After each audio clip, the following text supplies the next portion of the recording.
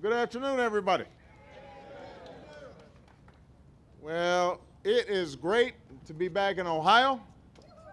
Strickland said I've been in Ohio so much he might start charging me for it. It is wonderful to be back in Ohio, and it is wonderful to be back in the beautiful city of Columbus. I just want to say thank you right off the top to Mayor Coleman for his outstanding leadership of this city. You've got one of the best mayors in the country. You also got one of the best governors in the country in Ted Strickland.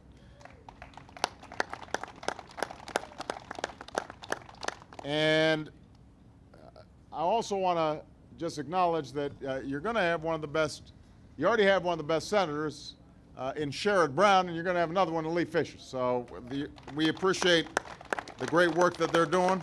I'm going to mention some of the congressional delegations here because they've got a lot to do with what's going on at this site.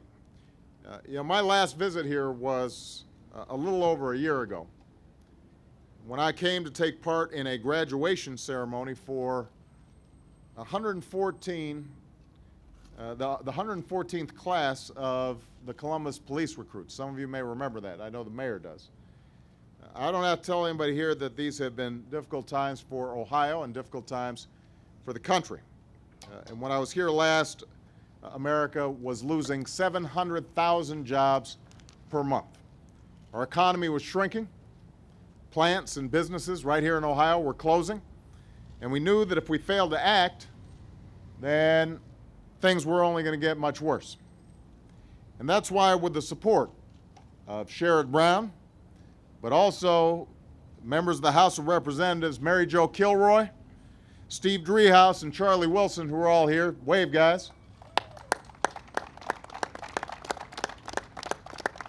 That's why these folks worked so hard to pass the Recovery Act, which cut taxes for middle-class families, that way boosting demand, cutting taxes for small businesses so that they could make payroll and keep their doors open, extending unemployment insurance and COBRA to help folks make it through some really tough times, to rebuild our infrastructure and make investments that would spur additional investments from the private sector and strengthen our country in the long run. That's what the Recovery Act was all about. And since then, here in Ohio, nearly 2,400 small businesses have gotten loans to keep their doors open and their workers on payroll. 4.5 million families have gotten tax cuts to help pay their bills and put food on the table.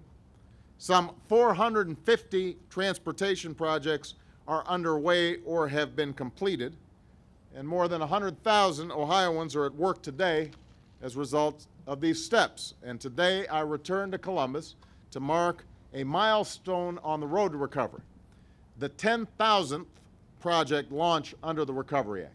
That's worth a big round of applause.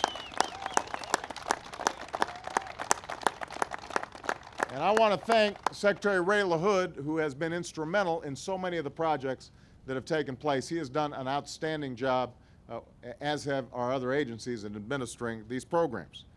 Now, these projects haven't just improved communities. They've put thousands of construction crews, just like this one, to work. They've spurred countless small businesses to hire because, these are some big guys here, so they got to eat, which means that you got to get some food brought in, or the local restaurants here benefit from the crews being here at work. It means that instead of worrying about where their next paycheck's going to come from, Americans across the country are helping to build our future and their own futures. Now, as my friend Joe Biden, who has done a great job overseeing the Recovery Act, would say, this is a big deal.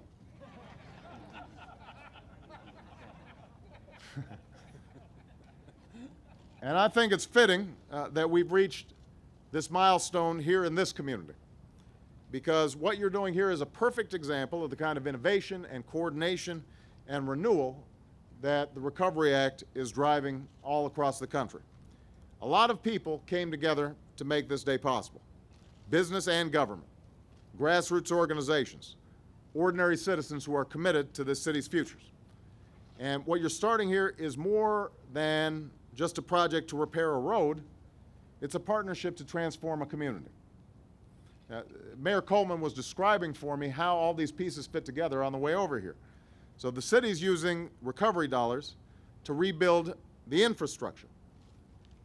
And because of that, in part, the hospital is expanding its operations to take even better care of more people, more children here in Columbus and throughout Ohio, which means they're hiring more people. So together, you're creating more than 2,300 new jobs and sending a powerful message that this neighborhood will soon be a place where more families can thrive, more businesses can prosper. Economic development that's being sparked today is going to continue into the future.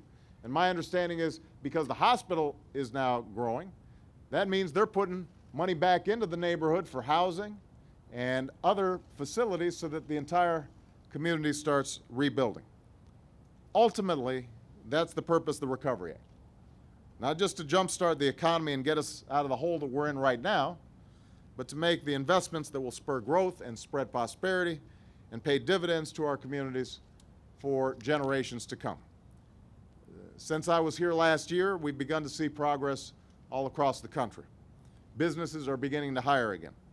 Our economy, which was shrinking by 6% when I was sworn in, is now growing at a good clip.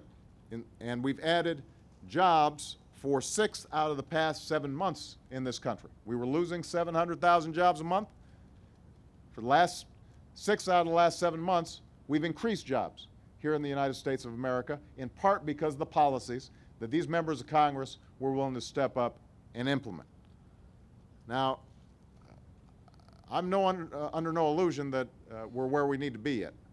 I know that a lot of families and communities have yet to feel the effects of the recovery in their own lives. There's still too many people here in Ohio and across the country who can't find work. Many more can't make ends meet. And for these folks, the only jobs we create that matter are the ones that provide for their families.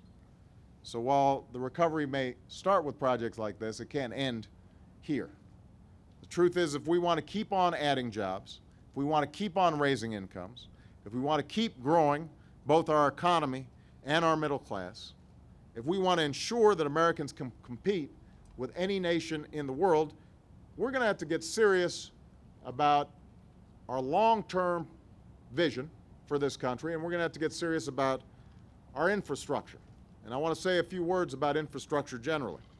Along with investments in healthcare and education, clean energy, and a 21st century financial system that protects consumers and our economy, rebuilding our infrastructure is one of the keys to our future prosperity. If we're going to rebuild America's economy, then we've got to rebuild America, period. From the ports and the airways that ship our goods, to the roads and the transit system that move our workers and connect cities and businesses. Now, some of this work involves fixing infrastructure that's already in place, patching up roads, repairing bridges, replacing old sewer lines, and the Recovery Act has made important investments in all these things. I mean, we've got a huge backlog of work just with the infrastructure that we've got.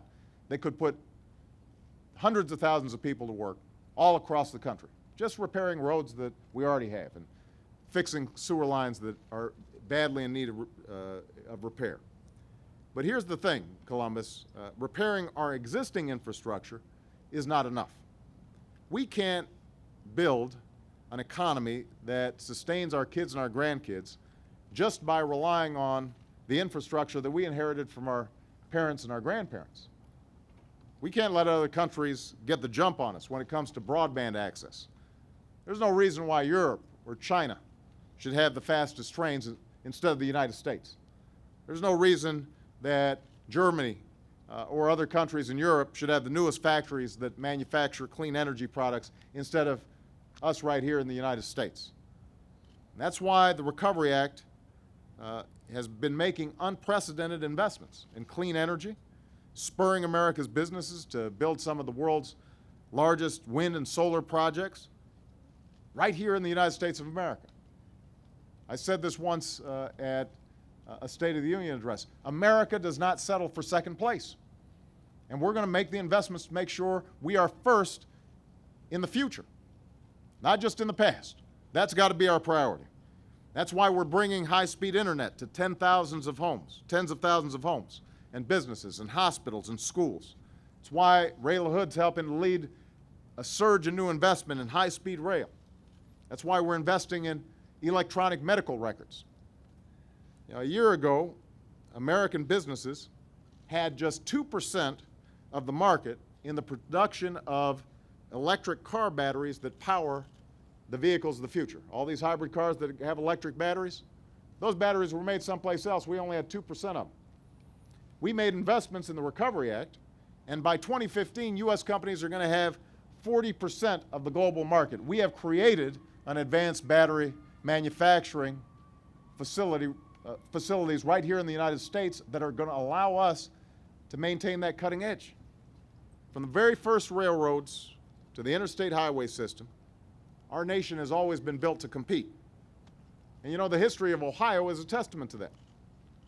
Nearly 2 centuries ago, our nation's first federally funded highway, the National Road, was extended across Ohio, bringing a generation of settlers west to this new frontier and paving the way for the automobile that would transform our landscape.